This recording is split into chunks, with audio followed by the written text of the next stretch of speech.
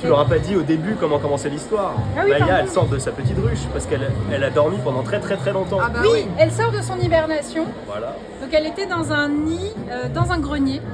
Voilà, cette petite cabane en bois. Et donc avant de s'endormir, je crois, elle connaissait le monde de 2023. Et puis elle allait se coucher. Ah, elle a dormi longtemps. Elle a dormi longtemps, jusqu'en 2050. Vous imaginez ça? Ouais, elle a été cryogénisée. Pratiquement, ouais. C'est très froid dans son lit. Et donc je crois qu'elle s'est réveillée ici. Oui.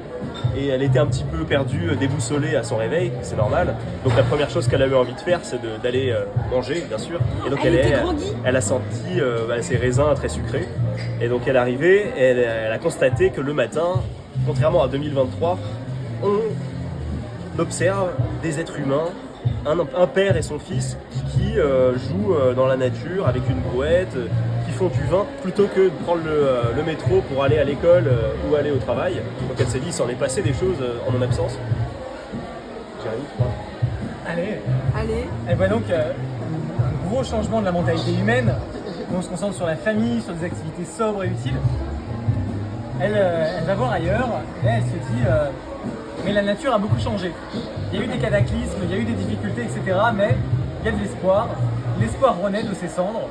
Le phénix renaît de ses cendres. Le monde s'est aussi métamorphosé et elle peut aller voir d'autres oasis de nature et d'espaces paisibles.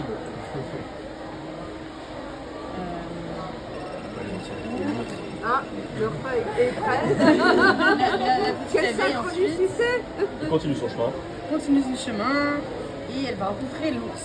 L'ours qui domine sur son rocher et qui est maintenant une espèce vraiment protégée en 2050 et préservée. Et du coup, elle le salue, c'est son ami. Tous deux sont dans une bienveillance totale. Ouais, ils ont voilà. beau de pas être la même espèce, ils s'entendent comme, Voilà. comme Ils deux savent que frères. l'un et l'autre a besoin de l'un et l'autre, de survivre, de leur environnement.